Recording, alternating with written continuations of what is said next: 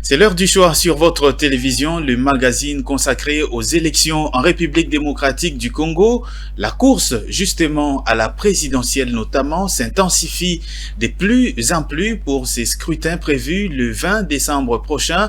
Et plus les jours passent, plus la course se cristallise autour de quelques candidatures, notamment au niveau de la présidentielle. Parmi ces candidatures, on note celle d'Adolphe Muzito, l'ancien premier ministre qui a entamé une tournée dans le Congo profond pour essayer de convaincre son électorat afin de lui donner ses suffrages le 20 décembre prochain. Nous recevons sur ce plateau son porte-parole national, Monsieur Léon Ngoulou. Bonjour et bienvenue. Bonjour, merci Patrick. Merci beaucoup d'être avec nous aujourd'hui sur Ecofin Télévision. Je l'ai dit donc, vous êtes porte-parole national d'Adolphe Muzito, du candidat Adolphe Muzito, le candidat numéro 24 à l'élection présidentielle. Et au-delà de ça, vous êtes aussi professeur de philosophie, ingénieur agronome, ancien coordonnateur du mécanisme national de suivi de l'accord d'Addis Abeba, un poste qui vous donnait d'office rang de vice-ministre. Et puis vous êtes également spécialiste des réformes nationales dont vous avez supervisé donc les préparations de 2013 à 2019. Merci d'être avec nous une fois de plus sur Ecofin Télévision. Porte-parole du candidat Adolphe Muzito. Adolphe Muzito qui a été, on le rappelle, dans cette course en 2018, mais il s'était désisté en faveur évidemment de Martin Fayoulou, on se rappellera de Genève. Qu'est-ce que Adolphe Muzito apporte aux Congolais pour, en tout cas, ces élections de 20 décembre, avant d'aller plus loin? Voilà, juste un petit rappel, Adolphe Muzito, merci de me recevoir. Adolphe Muzito ne s'était pas désisté. Sa candidature à la présidentielle avait été empêchée, pour des raisons que chacun sait.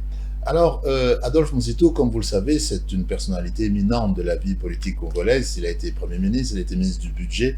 C'est un homme de grande expérience et il faut savoir... Il a également été à l'inspection générale des finances. Il est inspecteur général des finances retraité, donc c'est une personnalité qui maîtrise l'économie, les finances publiques. Il a écrit beaucoup d'ouvrages, des tribunes notamment, qui ont été diffusées dans l'Afrique, dans le monde entier, et que les Congolais ont beaucoup lu. Donc c'est une personnalité qui se soucie, si vous voulez, du bien-être du peuple congolais, et qui écrit au peuple congolais, qui a communiqué avec lui à travers ses tribunes, à travers des universités qui ont été menées par son parti Nouvel Élan.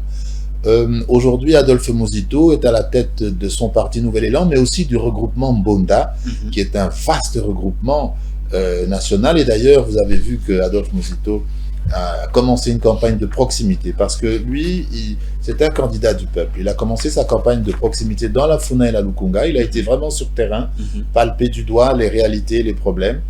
Et il a été reçu triomphalement à Chikapa il y a 2-3 jours.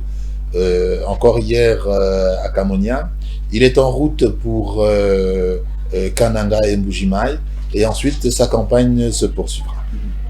C'est vraiment le candidat numéro 24 qui va travailler 24 heures sur 24 pour le peuple congolais. Qui va travailler donc 24 heures sur 24 pour le peuple congolais. Parmi les propositions que vous amenez, que le candidat numéro 24, et évidemment Adolphe Muzito apporte, c'est notamment l'épineuse question, je dirais même, des séparations des pouvoirs. Qu'est-ce que vous comptez y faire exactement? Aujourd'hui, on ne pourra pas aborder toutes les réformes qu'il va proposer aux Congolais durant sa campagne électorale, mais du moins, j'en prendrai quelques-unes et au fur et à mesure des questions que vous me poserez. D'abord, Adolphe Muzito est très sensible à la séparation des pouvoirs, et là, nous avons beaucoup de problèmes. Nous avons beaucoup de problèmes avec la séparation des pouvoirs parce que nous voyons que nous avons, si vous voulez, un gouvernement qui est inféodé au président de la République. Nous avons encore un pouvoir judiciaire qui est encore un peu faible. Les efforts ont été entrepris, c'est vrai, il faut le reconnaître, mais c'est encore faible. Les moyens de la magistrature sont encore faibles. Et la magistrature est encore trop souvent aux ordres du pouvoir exécutif. Et Adolphe Muzito propose aux Congolais une pleine séparation des pouvoirs. Notamment que le président de la République reste dans ses prérogatives, le Parlement dans ses prérogatives et le pouvoir judiciaire dans ses prérogatives. Par exemple, on va vous donner deux cas deux cas, n'est-ce pas, de confusion des pouvoirs que Adolphe Muzito souhaite vraiment rencontrer et réformer, et même abolir. Prenons le cas de l'Agence nationale de renseignement, qui est rattachée à la présidence de la République. La fameuse ANR. ANR. C'est une anomalie, c'est une entorse très grave au principe de séparation des pouvoirs, car le président de la République, vous le savez bien, ne peut pas être un OPJ, ne peut pas être un officier de renseignement, et le président de la République ne peut pas procéder à des arrestations par le canal de l'Agence nationale de renseignement. Or, c'est ce qui se passe au Congo depuis le décret numéro 003 de Laurent Désiré Kabila.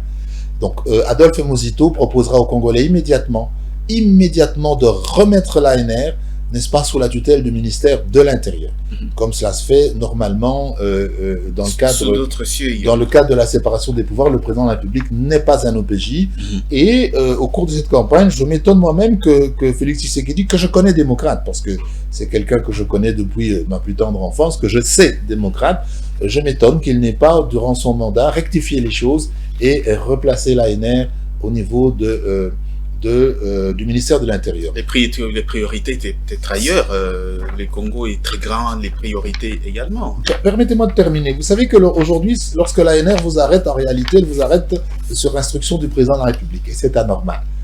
Donc il faut absolument que ce fait soit réglé pour qu'il y ait une vraie séparation des pouvoirs. Deuxième problème par rapport à cette question. Vous avez l'IGF, n'est-ce pas, l'Inspection Générale des Finances, qui a été rattachée vers 2010 à la présidence de la République sous Joseph Kabila. Là encore, plusieurs s'étaient élevés en disant qu'il y a une entorse à la séparation des pouvoirs, parce que le président de la République ne peut pas non plus... Vous savez que l'IGF a des compétences de police restreinte. Et donc le président de la République ne peut pas opérer des contrôles dans les entreprises publiques. Ce n'est pas possible, ni même privées, ni même ailleurs. Mais quant à cela, Adolphe Muzito va replacer l'Inspection Générale des Finances sous la tutelle du ministère des Finances. On pourra voir peut-être d'autres... Ça l'a déjà été auparavant. Voilà. Ça l'a déjà été auparavant, mais l'efficacité n'était pas au rendez-vous. Si. Oui. Vous savez, je ne critique pas l'Inspection Générale des Finances sous Jules Alinguete maintenant. C'est pas ce que je dis. Jules Alinguete fait un travail que beaucoup de Congolais ont salué, et moi aussi. Mais sur la forme, ce n'est pas normal. Le président de la République ne peut pas inspecter les finances publiques. Ce n'est pas possible. Le président de la République, il est d'ailleurs irresponsable. Lorsque le président de la République, l'ANR vous arrête, ou l'IGF vous contrôle, le président de la République ne peut même pas rendre compte devant le Parlement des résultats. Donc, ce n'est pas normal. Donc ça, Adolphe Muzito s'engage à le changer, et très rapidement. Séparation des pouvoirs. Séparation des pouvoirs. Comment vous pensez vous y prendre, modifier la Constitution notamment, parce qu'il y a quand même certaines choses qui sont régies par la Constitution. Pour ce que j'ai dit, le cas de l'ANR et de l'IGF, ce sera par ordonnance. Donc là, ça ne pose aucun problème, ce sera par ordonnance. Mais au-delà de ça, je crois qu'on en parlera dans le prochain point qui est prévu sur la décentralisation. Si vous voulez, on peut déjà commencer. Adolphe Muzito proposera aux Congolais une autre réforme. Adolphe Muzito souhaite que le président de la République soit élu au second degré, comme en Angola et en Afrique du Sud. Pourquoi? Parce que nous avons une offre politique de plus de 1000 partis qui est trop fragmentée, qui fait que le Parlement, on ne peut pas gouverner efficacement. Vous avez vu ces 5 années de mandat de Félix Tshisekedi, vous avez vu les difficultés qu'il a eues avec la coalition Cash et puis après avec l'Union Sacrée. Donc c'est très difficile. Aucun parti... La coalition FCC Cash. FCC Cash, oui. Et puis vous avez vu que aucun parti n'arrive à 20%, il faut faire des alliances contre nature avec des projets de société qui ne vont pas ensemble. Et Adolphe Muzito, dans cette optique, est tout à fait prêt, après le résultat des élections présidentielles, à s'entendre pour faire de très belles alliances, mais sur la base de projets de société, des projets qui sont bien définis, des projets efficaces. Et pour cela, il faudra probablement une réforme de la Constitution. La décentralisation que vous prévoyez, que Adolphe Muzito prévoit, elle est des natures administratives, simplement? Je rappelle qu'Adolphe Muzito, lorsqu'il était Premier ministre, a créé des villes. Et il veut continuer cette dynamique de création des villes pour justement rapprocher les administrés de leurs administrateurs. Figurez-vous que nous avons dans ce pays des territoires qui ont 2 millions d'habitants, 1,5 million d'habitants, 700 000, 800 000 habitants. Des territoires. Oui, et on en a quelques-uns qui ont 70 000 habitants, 100 000. Alors, je suis quand même un spécialiste des réformes, je suis un spécialiste de l'histoire politique et administrative du Congo. Sous la colonie, un territoire, c'était 300 000 habitants. Au-delà, c'est ingérable. Pour un administrateur de territoire et son adjoint et son équipe, au-delà, c'est ingérable. Là encore, il faudra créer des territoires. Nous sommes à 145. Adolphe Muzito propose d'arriver à 210. Pourquoi 210? Parce que avec 210 territoires, la population pourrait être gérée de façon proximale. Donc, avec une gestion de proximité, nous aurons vraiment le moyen d'avoir un état civil très fonctionnel au niveau des territoires et des secteurs et des communes rurales pour permettre une bonne préparation des politiques publiques qui, comme vous le savez, commence par l'état civil. Alors, Adolphe Muzito va créer des nouvelles villes. Adolphe Muzito va transformer, même ici à Kinshasa, dès qu'il est élu, il va transformer, il va proposer aux Congolais la transformation, par exemple, des communes qui ont 1,5 million d'habitants comme Selemba ou des communes 1,2 million, 700 000, 800 000. Ce n'est pas possible. Il faudrait ramener au maximum à 300 000. Au maximum à 300 000 pour une commune, comme un territoire, n'est-ce pas? Mais je donne un exemple que les Congolais n'ont pas en tête, mais je vous donne le cas des 3 grandes villes en France. Vous avez Paris, Marseille, Lyon. Eh bien, ces 3 grandes villes, en fait, ce sont des communes. Mais peu de gens le savent. Ici, nous ne le savons pas, mais ce sont des communes. Paris est une commune, il y a un maire, et à Paris, vous avez encore, sous ce maire-là, vous avez 20 arrondissements. Donc 20 sous-communes, en quelque sorte, qui ont aussi des maires d'arrondissement. On ne peut pas continuer à gérer la capitale comme on le fait actuellement, avec Selemba, qui a 1,5 million d'habitants, 1,2 million, ce n'est pas possible. Il faut que les quartiers de Selemba soient élevés au rang de communes, et toutes les communes qui ont plus de 300 000 habitants devront être, si vous voulez, mises à niveau pour qu'on ait vraiment une gestion de proximité. Donc, dans les grandes villes du Congo, là où il y a soit des territoires ou des communes de plus de 300 000 habitants, elles seront mises à jour. Il y aura des démembrements et des propositions. Donc que l'on ne s'étonne pas si Adolphe Muzito est élu, qu'il y ait encore des élections dans les 2 ou 3 prochaines années, puisqu'il proposera aux Congolais, n'est-ce pas, de rapprocher davantage les Congolais de leurs dirigeants, de leurs autorités locales, pour renforcer la décentralisation. Décentralisation, création des nouvelles villes, approcher les administrés de ceux qui administrent, ça implique aussi des coûts. Notamment, vous, je l'espère que vous militez également avec Adolphe Muzito pour la réduction du train de vie de l'État. Et lorsque vous allez dans cette initiative, cette perspective, ça veut dire évidemment qu'il y aura des charges qui vont s'ajouter. Mais la réduction du train de vie de l'État ne peut pas passer par le sacrifice de la gestion administrative, la bonne gestion administrative. L'État doit d'abord être administré. Et ensuite, cette administration repose sur des bases, en particulier l'état civil. N'est-ce pas? L'état civil, c'est l'état des personnes. Pour bien administrer une entité, décentralisée notamment, dans le cadre de notre décentralisation, il faut absolument que l'état civil soit fonctionnel, parce que c'est à partir de l'état civil que sont construites et élaborées les politiques publiques. Si vous n'avez pas un état civil bien tenu dans une commune, vous ne pouvez pas savoir combien de homes de vieillards il faut, vous ne pouvez pas savoir combien, n'est-ce pas, d'écoles il faut, combien de bancs pour ces écoles, combien d'enfants à vacciner. Donc nous sommes obligés d'avoir une administration de proximité. Vous savez, en France, je crois qu'il y a plus de 20 000 ou 30 000 communes. La question, c'est qu'il faut bien gérer les espaces décentralisés. Pour bien les gérer, il faut rapprocher les dirigeants. Le train de vie de l'État, on peut le réduire autrement. Qu'avait-on acheté 500 jeeps d'un coût de revient rendu Kinshasa à plus de 100 000 $ à nos 500 députés? Pourquoi?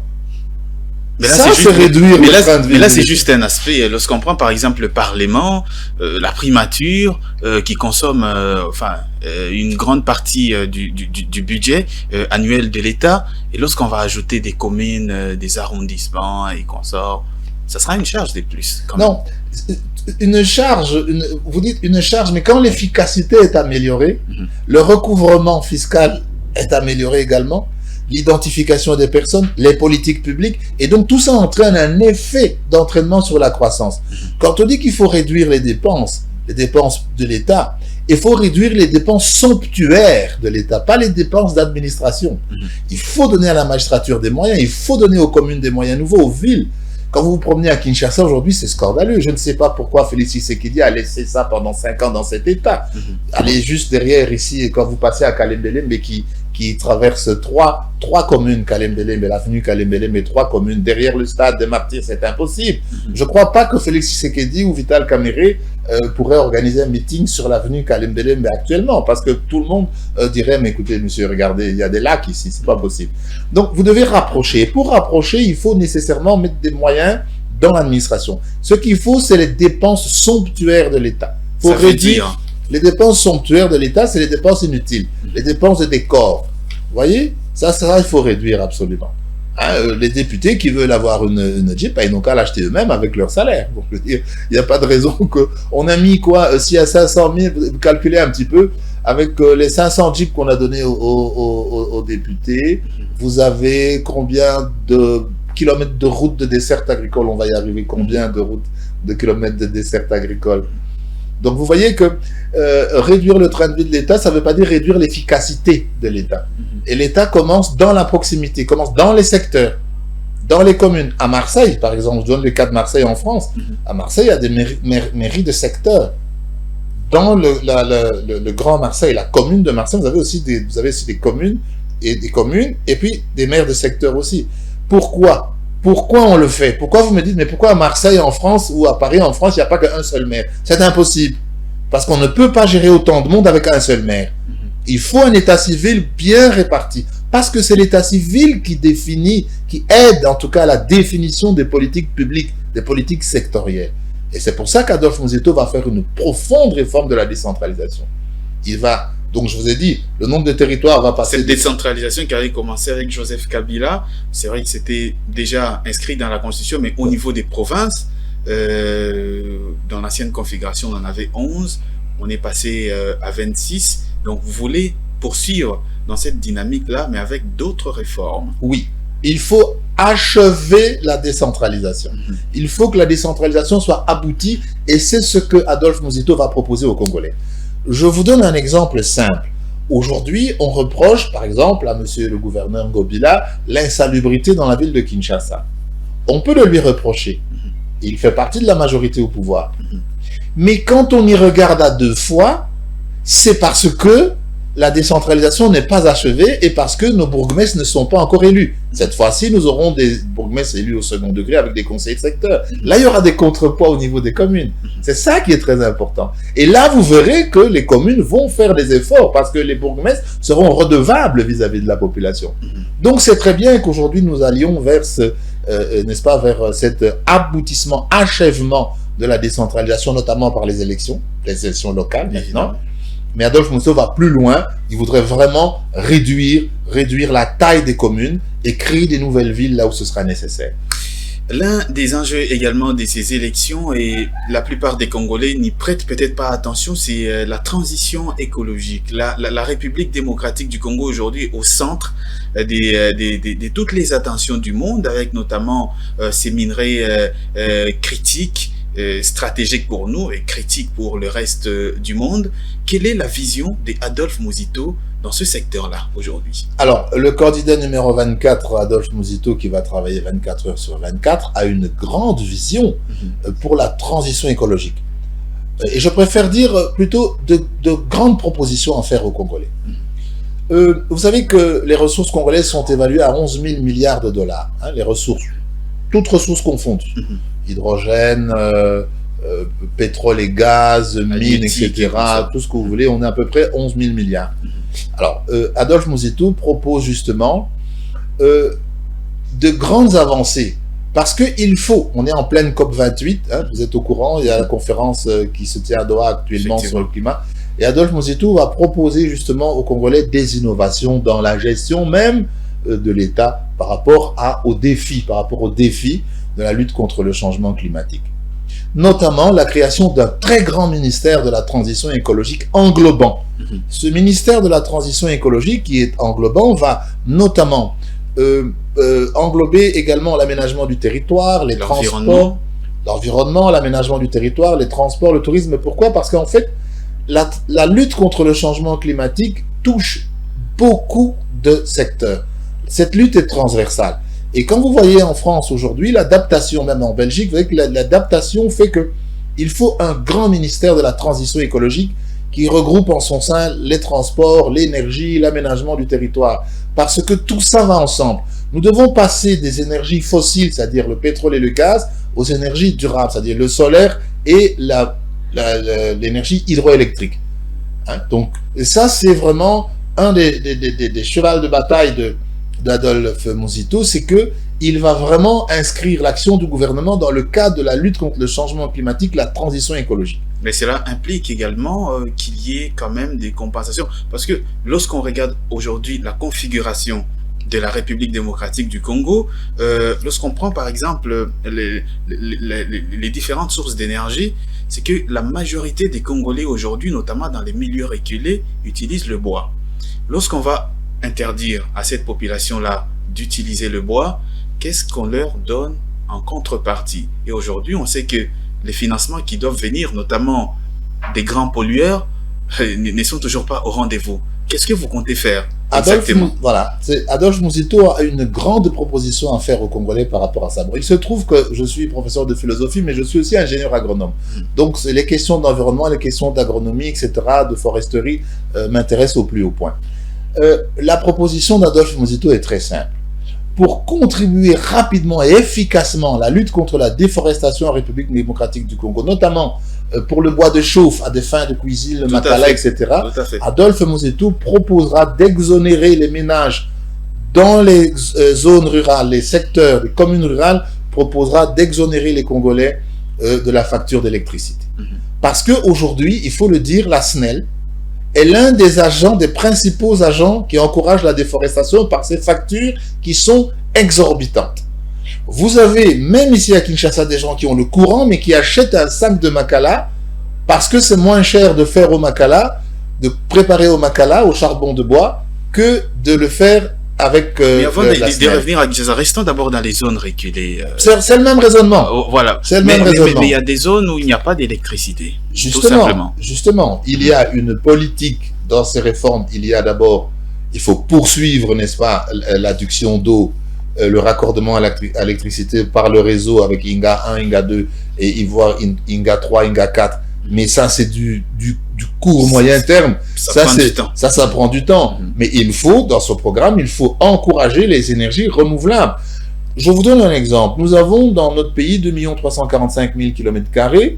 Et sur ces 2 345 000 km², vous avez 3,8% qui sont des étendues d'eau. Des superficies. Des étendues d'eau. Ça veut dire qu'à peu près partout au Congo, on peut utiliser la force hydroélectrique pour produire du courant, partout. On peut utiliser ça sous forme de marémotrice, sous forme de diverses, je suis ingénieur, donc sous forme de diverses approches pour qu'on puisse fournir du courant à partir de l'énergie hydroélectrique. Donc c'est ça qui doit être renforcé. Mais là où la SNEL produit, fournit de l'énergie, il faut absolument que les ménages soient soulagés afin que la facture ne les encourage pas, la facture de la SNEL ne les encourage pas à aller couper du bois pour préparer. Parce que quand vous coupez du bois, vous déforestez, vous réduisez le volume des pluies. Et quand vous réduisez le volume des pluies, vous avez bon, je ne vais pas entrer dans un cours sur les mouvements climatiques, etc., mais vous avez des profonds bouleversements au niveau de l'atmosphère, etc., qui fait qu'après vous avez des pluies, des pluies diluviennes, des érosions, etc., parce que le cycle de l'eau n'est plus respecté, les arbres, au lieu de faire le cycle de l'eau à partir de leurs racines, ne le font plus. Bon, bref, on ne va pas entrer là-dedans, mais c'est vraiment un sujet de préoccupation. Donc, je le dis, le candidat numéro 24, pour lui, il proposera que les ménages, que ce soit à Kinshasa ou dans les zones rurales, les ménages ne payeront plus l'électricité là où la SNEL fournit. Continueront à payer les commerces, les industries. Ils ne payeront pas l'électricité là où la SNEL fournit. Oui, parce que... Et vous faites quoi en même temps pour aider à cette SNEL de fonctionner? Mais la SNEL, vous savez qu'aujourd'hui, nous sommes dans le cadre de la libéralisation du secteur de l'énergie. Oui. La SNEL n'a plus le monopole. Évidemment. Donc, il faudra encourager, et il veut encourager dans toutes les provinces, comme je vous l'ai dit, à cause du potentiel hydroélectrique qui n'est pas seulement à Yinga, qui est national. Il faudra encourager des investissements privés pour pouvoir fournir de l'énergie. Et en même temps délaisser la SNEL. Non, la SNEL, ses missions, pour Adolphe Muzito, les missions de la SNEL seront réévaluées. La SNEL peut rester producteur, Peut-être qu'un transporteur des transporteurs pourront acheminer la production de la SNEL dans tous les coins du pays. Et voilà, la SNEL est aujourd'hui et commercialise. Donc, la SNEL a plusieurs missions, mais vous voyez bien que ça ne marche pas. Hein. Vous voyez bien que la SNEL ne peut pas à elle seule, et c'est pas d'aujourd'hui que ça date. Et puis, il faut décentraliser. Il y a beaucoup de choses qu'il faut décentraliser et intercommunaliser. Vous devez décentraliser la production de l'énergie. Il faut nécessairement que la SNEL, peut-être que comme fournisseur d'énergie, peut continuer à travailler, mais comme transporteur et comme commerçant, je crois elle a montré que c'est pas possible. Et c'est la même chose pour la régie des eaux.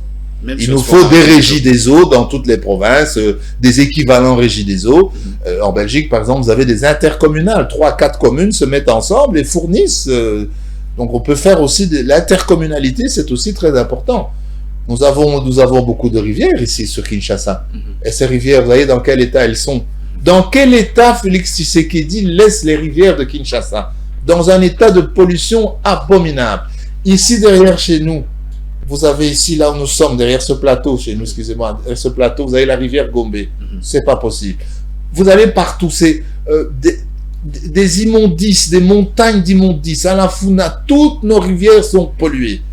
Et là, je demande combien de mandats il faut pour qu'on ait une politique de dépollution. Et là, Adolphe Muzito va justement s'y attaquer très rapidement. Très rapidement, on va aborder également un autre enjeu crucial de ces élections, c'est le secteur de l'agriculture. Aujourd'hui, on sait très bien que la République démocratique du Congo, en termes de ressources agricoles, ce n'est plus à prouver. On peut nourrir plusieurs milliards d'individus en Afrique et même dans le monde. Quelle est votre vision de ce secteur-là? Comment vous pensez vous y mettre pour faire de ce secteur-là le moteur même de l'économie nationale? Alors, pour l'agriculture, le candidat numéro 24, Adolphe Muzito, a vraiment de grandes propositions. Je vous en donne les grandes lignes. La première des grandes propositions, c'est de rattacher l'Office des routes, qui sera renommé Office des routes de desserte, de rattacher l'Office des routes au ministère de l'Agriculture pour que justement le ministère de l'Agriculture s'occupe, lui, du désenclavement des bassins de production agricole. Voyez la démarche. Donc l'Office des routes, actuellement, dont on ne voit pas très bien à quoi il sert, qui a un programme de 80 000 km de route qu'on ne verra jamais, hein, parce que je vous expliquerai pourquoi je suis un spécialiste. Pourquoi je connais très bien l'Office des routes, mais on le voit, vous voyez bien que l'Office des routes a montré ses limites. Moi, je vis au Congo central, au Mayombe. Hein, l'Office des routes, personne ne voit l'Office des routes à l'œuvre. Bon. Mais ce que je dis, c'est ceci. On aura un ministère, on proposera un ministère de l'agriculture et du désenclavement rural. Alors, ce ministère aura, n'est-ce pas, l'Office des routes de désenclavement à sa disposition pour aider les producteurs à identifier les besoins en évacuation. Et à ce moment-là, on aura une cohérence entre la production agricole et l'évacuation agricole chapeautée par le ministère de l'Agriculture. Pour les autres routes, vous me direz, mais alors les autres routes, comment il va faire? Bien oui. Pour les autres routes... Parce que les routes ne sont pas dessertes. Voilà. Alors, Adolphe Muzito va proposer que les autres routes, parce qu'aujourd'hui, vous avez l'Office des routes qui a 3 missions. Hein, vous avez plus ou moins la voirie, vous avez les routes de desserte, et puis vous avez les routes d'intérêt national. Eh bien, il proposera aux Congolais, Adolphe Muzito, que la construction des routes, comme aux États-Unis, soit confiée au ministère des Transports. Donc, c'est le ministère des Transports qui aura la charge de construire des routes, d'élaborer la réglementation et la sécurité. Ça, c'est la mission du ministère des Transports. C'est comme ça aux États-Unis et dans beaucoup de pays dans le monde. Maintenant, vous me direz, pour tout ce qui est des appels d'offres, etc., mais les ministères ont des administrations qui peuvent faire aussi des appels d'offres. Et vous voyez que dans son programme, Adolphe Muzito, par exemple, supprimera le BCECO, qui est une charge budgétaire pour l'État. C'est une charge budgétaire pour l'État inutile, parce que les administrations sont tout à fait capables de soumissionner elles-mêmes. Revenons un peu au volet agriculture. Effectivement. Au volet agriculture, je vous ai dit qu'il y a plusieurs choses à faire. Les péages. Les péages coûtent très cher. Je vis au Mayombe, vous avez le pont Maréchal et puis Kenge.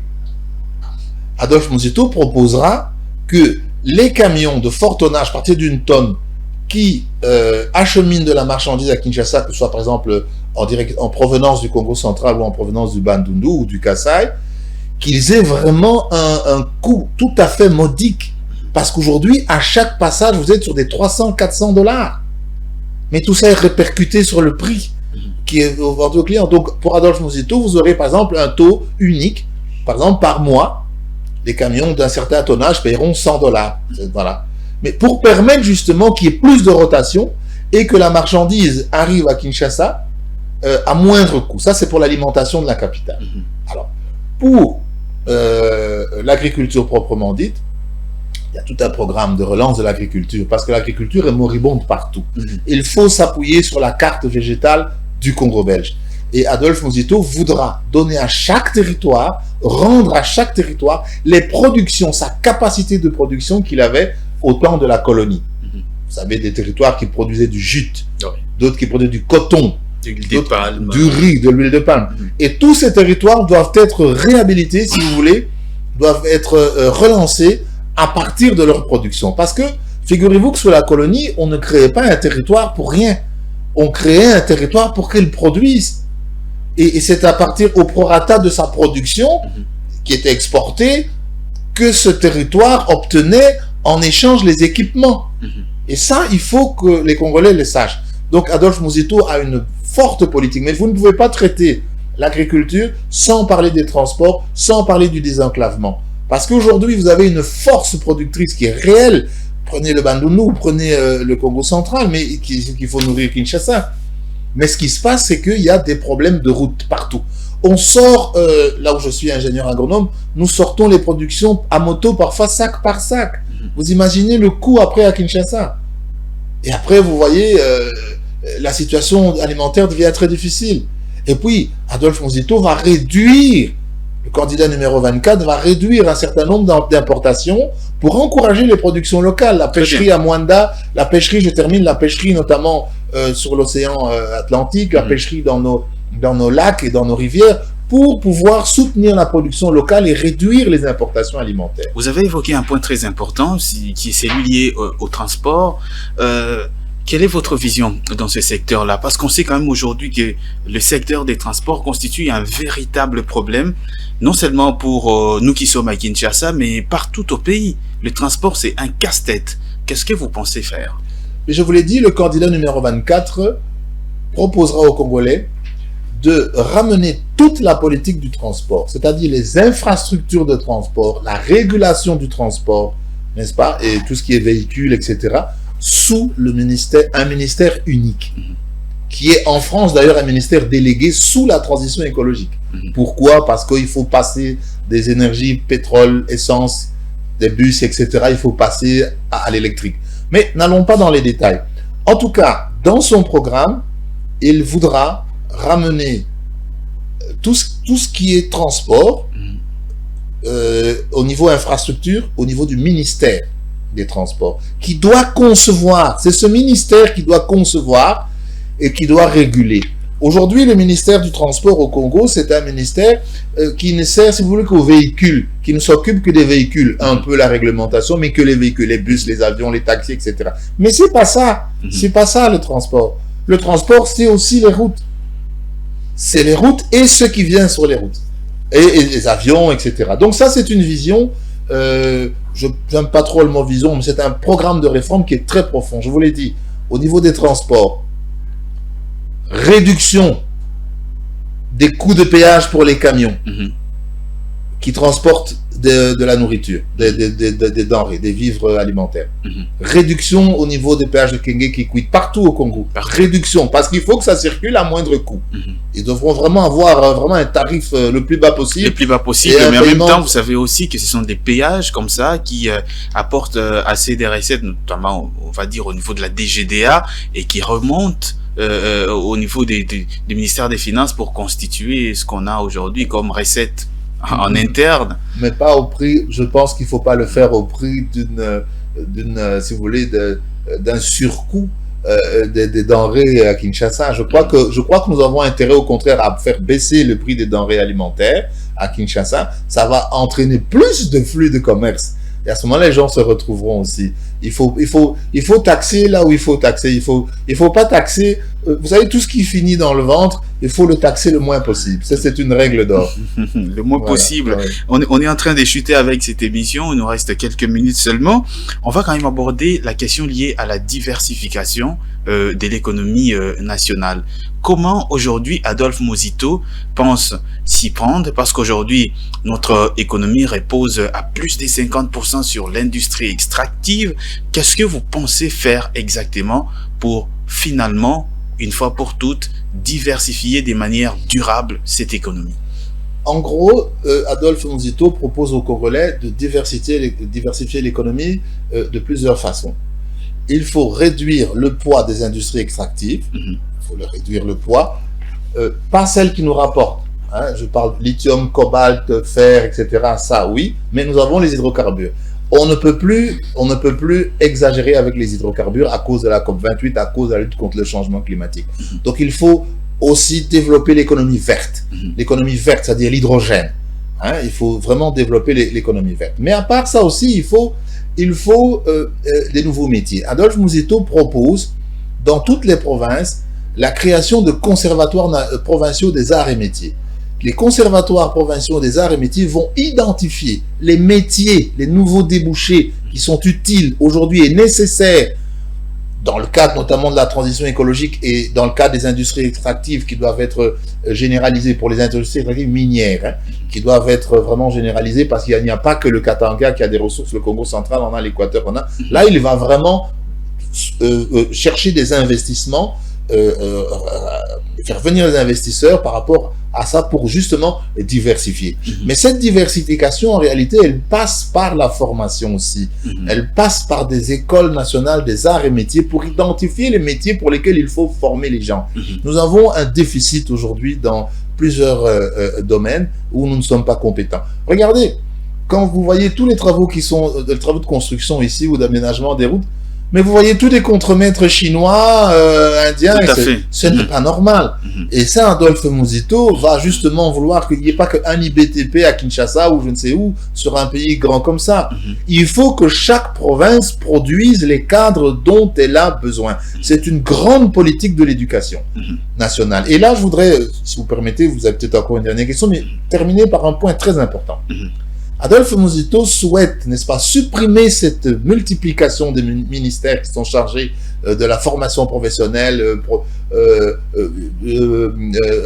supérieure et recherche scientifique, primaire et secondaire, non. Non. Voilà. Bon, il se trouve que je suis aussi professeur agrégé, donc spécialiste de l'enseignement. Et donc, là aussi, Adolphe Muzito va rationaliser tout cela. Nous devons revenir à un ministère unique de l'éducation nationale, car l'instruction publique est une. Hein, comme j'aime le dire, l'université, ça commence à la maternelle. Et nous n'avons pas de cohérence entre les différents échelons, parce qu'il y a plusieurs ministères, plusieurs administrations. Et quand j'enseignais à l'UPN, je me suis rendu compte que les gens les étudiants qu'on nous envoyait, les finalistes qu'on nous envoyait, n'étaient absolument pas préparés pour...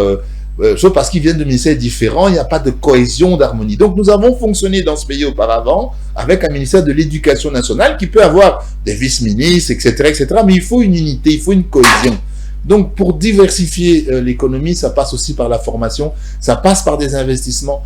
Et Adolphe Muzito, par rapport à ça, parce qu'on est quand même sur votre chaîne Ecofin, Adolphe Muzito a un programme de 300 milliards sur 10 ans. 300 milliards. 300 milliards sur 10 ans parce qu'il estime que, et a raison, que on peut pas faire moins. Et on peut pas promettre aux Congolais de faire de grandes choses aujourd'hui en moins de 10 ans. Donc son programme, c'est 300 milliards sur 10 ans. Alors 300 milliards qui seront financés une partie par la croissance économique, une partie par des emprunts, parce que je vous rappelle que Adolphe Muzito a payé, a vraiment permis l'annulation de la dette, apurer la dette. Donc le Congo est un pays tout à fait solvable qui peut s'endetter même jusqu'à 30-40% de son PIB. Nous avons donc une forte possibilité d'endettement.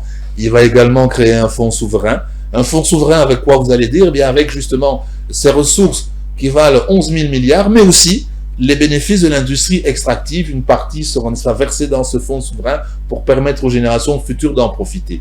Et enfin, il compte beaucoup sur la croissance économique, si on diversifie l'économie pour pouvoir, n'est-ce pas, offrir aux Congolais un cadre de vie meilleur entre 5 et 10 ans.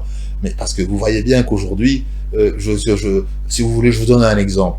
Vous demandez un nouveau mandat. Il y a des candidats qui demandent maintenant un nouveau mandat. Félix Tshisekedi demande un nouveau mandat et d'autres candidats qui demandent un mandat de 5 ans.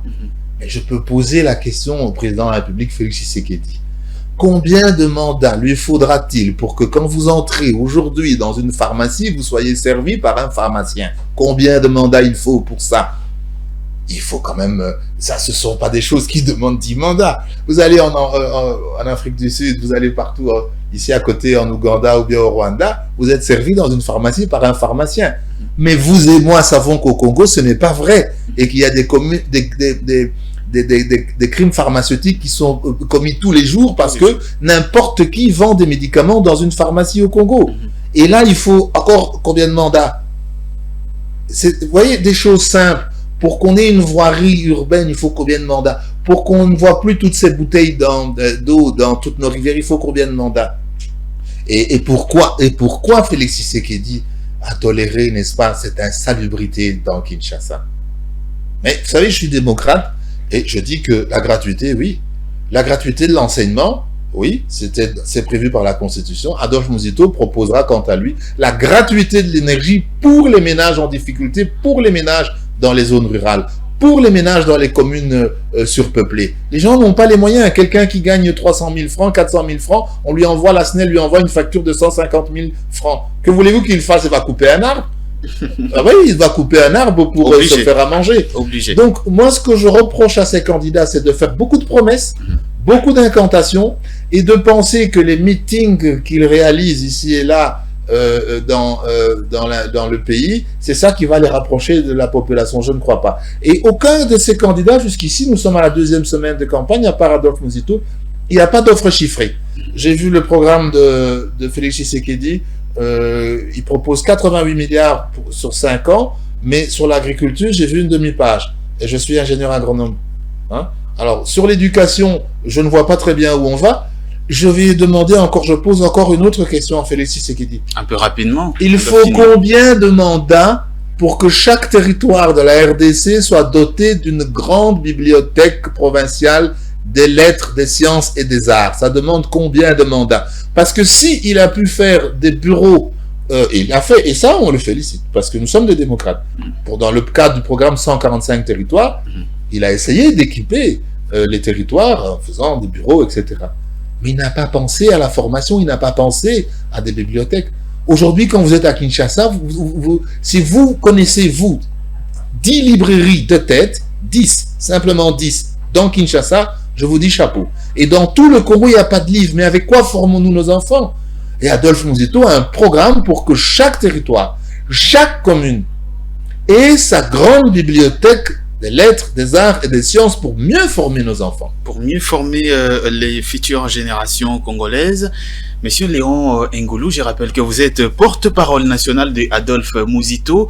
Avant de nous séparer complètement, pensez-vous que aller aux élections comme ça, opposition dispersée, Katumbi de son côté, Fayulu de son côté, Adolphe Muzito de son côté, et puis face à un Félix Tshisekedi qui a quand même, on va dire, la population qui a un électorat assez important. Vous pensez avoir vraiment des chances de le battre? Je vais vous répondre en 2 temps et très brièvement. Nous sommes sur une élection à un tour pour la présidentielle, et donc la littérature électorale enseigne que ces élections sont malheureusement régionales, je dirais pas tribales, parce que je ne vais pas faire un jour au sociologique. Ce sont des élections sociologiques qui sont régionales et linguistiques.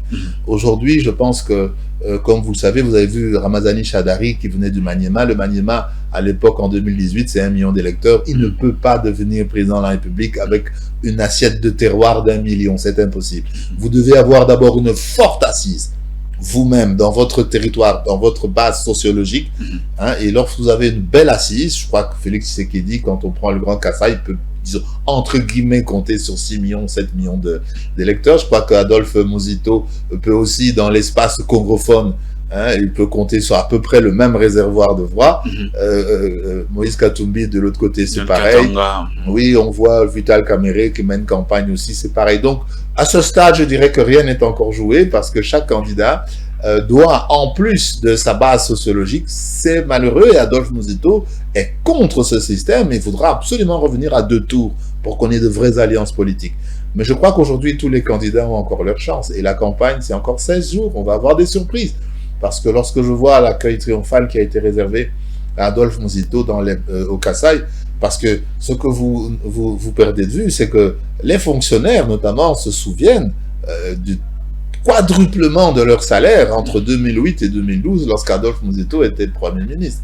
Et parce qu'il avait permis l'annulation de la dette, eh bien, cet argent qui allait au service de la dette a permis d'améliorer le bien-être des fonctionnaires notamment. Et ils s'en souviendront, je pense. Merci beaucoup, monsieur Léon Ngoulou, d'être venu aujourd'hui sur ce plateau. Merci, c'est moi qui vous remercie. Merci à vous également de nous avoir suivis. Restez fidèles sur Ecofin Télévision. Moi, je vous retrouve demain déjà avec un nouveau numéro de votre magazine, L'heure du choix, le magazine consacré aux élections en RDC. À très vite.